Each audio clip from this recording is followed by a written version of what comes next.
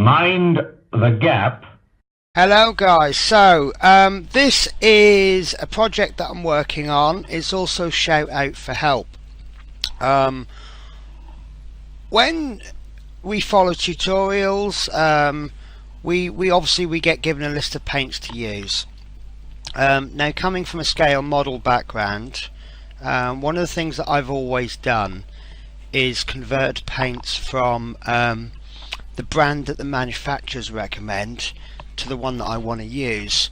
I don't have an example for you, but I'm currently about to work on a model aircraft made by Revell, and quite naturally they're going to recommend the Revell paints. Excuse me. Now, I like to use Vallejo Game Colour. It's my preferred brand for painting, and I can't see the point in going out and buying two different brands of exactly the same shade of paint. Now, there are paint conversion charts out there. Some are more accurate than others, and accuracy is kind of the key word here. When we're told this is the same as that, we can only go by what the manufacturer says. Now, I'm kind of going to sort of jump ahead but jump back. This is a color equivalency. I'm just going to switch my camera if I can find it. Right, I'm going to have to move my light as well. Now, I paint my colours onto cards so I can actually physically see the colour. Now, this top one, this is Mornfang Brown by Citadel, and this is Flat Brown 70.984, also known as 140, by Vallejo Model Colour. Now, obviously, because of the lighting, and this is another issue we have, you can go onto the internet and say, oh, has anyone got a photo of this colour, and you only get the colour that their lighting gives. Now, according to the colour conversion charts, these two are exactly the same colour, and you can quite clearly see, no matter what kind of lighting I get, like there's poor lighting, there's better lighting, you can still see that they are obviously not the same. Now, there's two ways to fix this. Fix it, is that the best word? Basically, I'm trying to put together a project where I can do like the ultimate colour conversion, and I'm actually going to be asking your help for this. This is mainly going to go out to the UK subscribers, and the reason for that is that I'm prepared to pay expenses, because I'm actually going to ask people to do something for me, of which I'm going to actually reap the actual physical. Let me explain. Right, I'm going to be asking people to go out and buy some index cards and then paint a square on the top. That's all I'm going to ask. Now, obviously, I can't ask you to go out and buy packs of record cards and then post them to me at your own cost. Obviously, if somebody's happy to do that, fantastic, that's really going to help the project. What this will then do is that will help me set up the ultimate colour conversion database, if you like.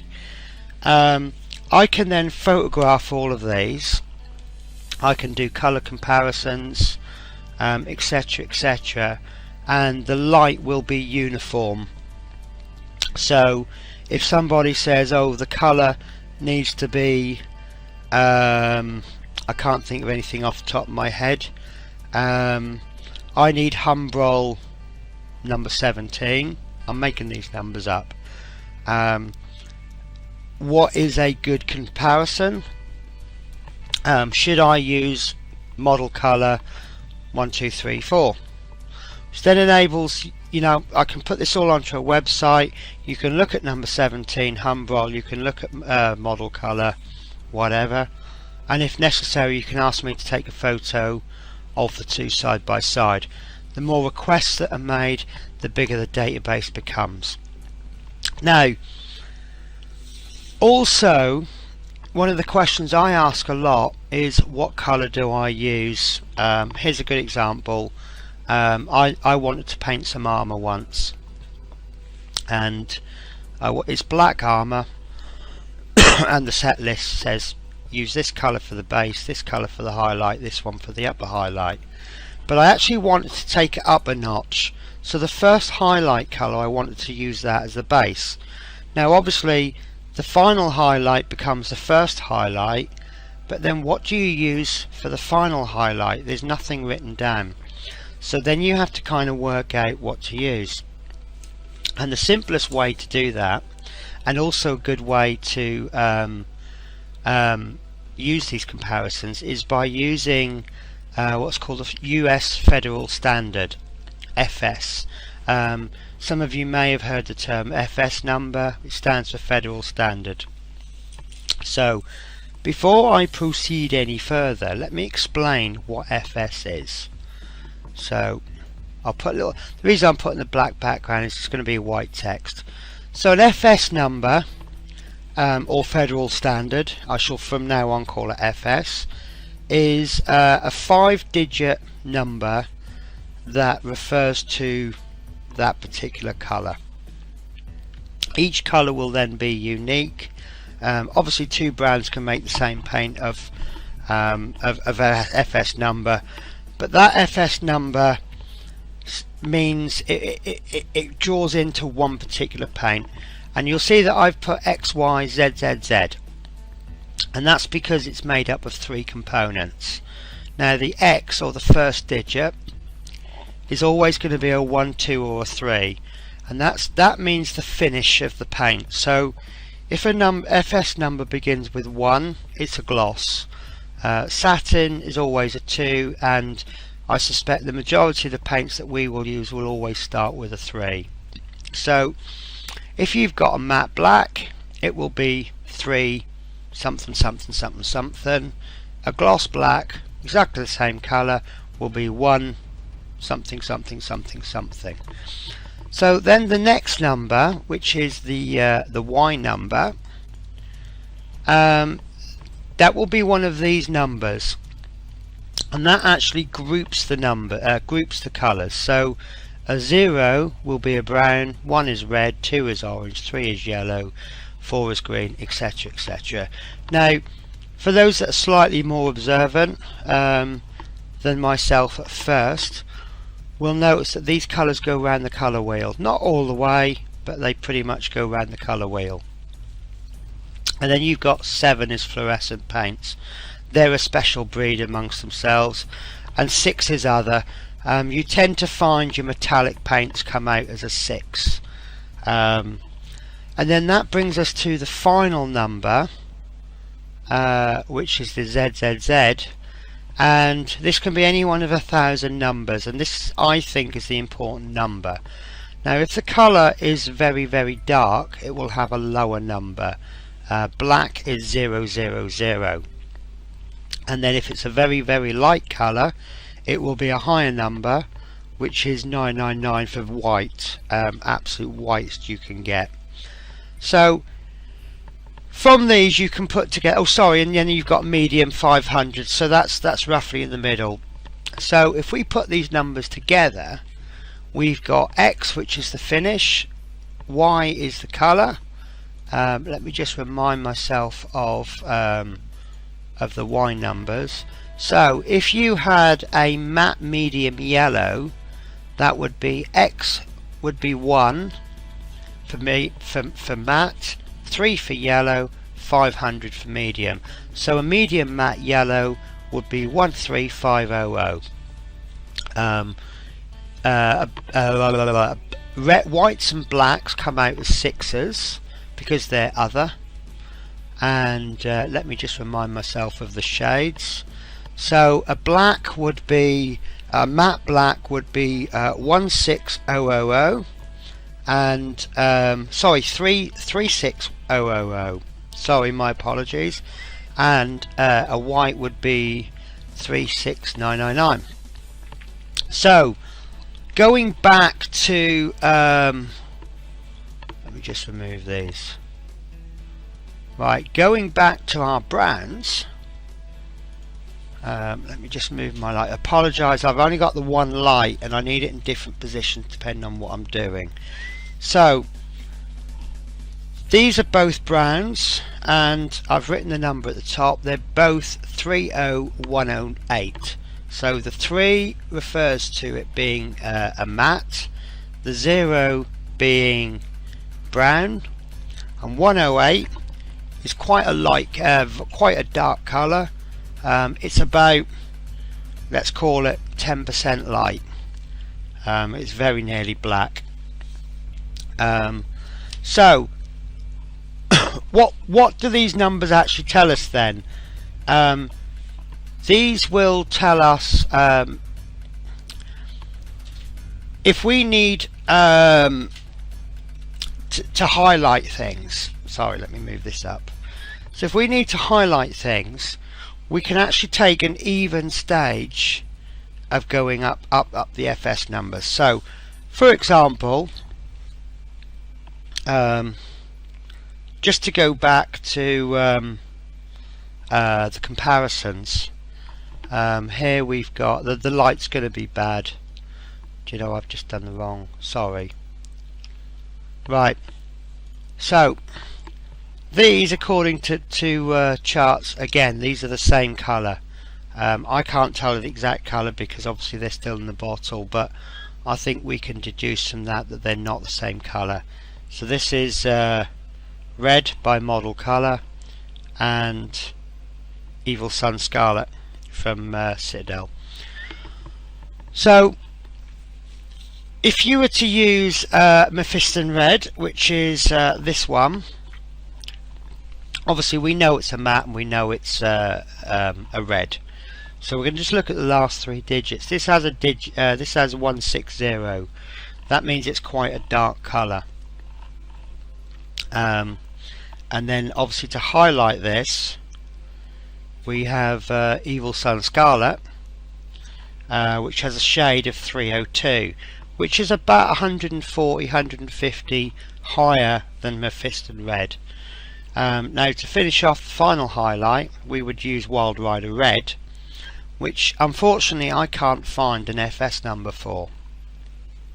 So what I can do, I mean obviously I'll use Wild Rider Red, but if we didn't know which colour to use, what we could now do is we can look for something that haven't, I've just scribbled this down, you see. So we've got 160, we've got 302, so they're about 150-ish apart. So we're going to look for a number that's about 460. 31460. Now there may not be a 460, but there might be a 455 or there might be a 465. So we know from working out the FS numbers, we know roughly which colour we're looking at. And then obviously I would have, so I don't know, say we say we need 460. I might have 455 and 465 written on index cards. So I mean obviously these are the brands, but we can then pull out the cards and then we can go, right, okay, well that's what I'm looking for, right, I'll go for this one. And that's basically it, guys. So if you would like to help me out, contact me using the contact details below. What I'm going to ask you to do is buy some index cards. Now this is the only important bit really. These index card sizes are whoops, let me just pull this in. They're 152 by 102 millimeters. I don't know if there's a name for them, and I suspect pretty much anyone will do. They'll all be ruled roughly the same. I like the narrow rules, and but yeah, I mean these ones come from W.H. Smith's, but anything will do. So what I will ask you to do is, if you can help me, contact me on my contact details below. Go out and buy some index cards, and any particular colours that you have. So if you feel you want to do, I mean obviously contact me beforehand, because I may already have those colours, but all I'll ask you to do is just paint a little square into the corner, and then write in pencil, lightly in pencil, just details of the colour. And then once I've got the card, I can just rub out the pencil and I can write in the format that I want. What I'll then end up doing, and I'll probably end up printing these, is you'll see all the guff that I've written here. Now this is, well, this one, the way I've done it, you've got 30108, which is the FS number, the name of the colour, and that's what the manufacturer's called it, and that's the reference number. Underneath there I've written CIT, which in this case means Citadel, and then I've just written C30108 flat brown 70.984, and that just tells me that it's a duplicate. And then on the duplicate, I've written down all the equivalencies. So what this will then do, so if by having all of these duplicates, I've got the numbers, I've got the manufacturers, I've got what the manufacturer calls it. So what I can then do, if say for example someone contacts me and says, right, okay, I need this colour, but it's not on the website, then what I'll do is I'll pull out all of these cards, I'll photograph them all side by side. That's why I've written the format the way it is. So I'll lay them out like this, and then I can take a photo and I can add that to the website. So that's it, guys. Sorry, before I finish, I'm going to add a disclaimer. Now I'll be honest with you, I don't know if this project will work. It is simply a theory, and it's a theory that I want to put to the test. Now I could go out and buy every single paint that exists, but I suspect if I did that, I would end up with about 300 bottles of paint that are exactly the same as some other manufacturer, and it would just be a complete waste of my money. What I'm proposing to do is I want to draw on other paints that other people have already bought. If you're about to paint Mephiston, I mean obviously I've got Mephiston Red, but let's say we were doing Mephiston Red and you're about to paint something, all I'm asking for is a brush full, just in the corner of the index card.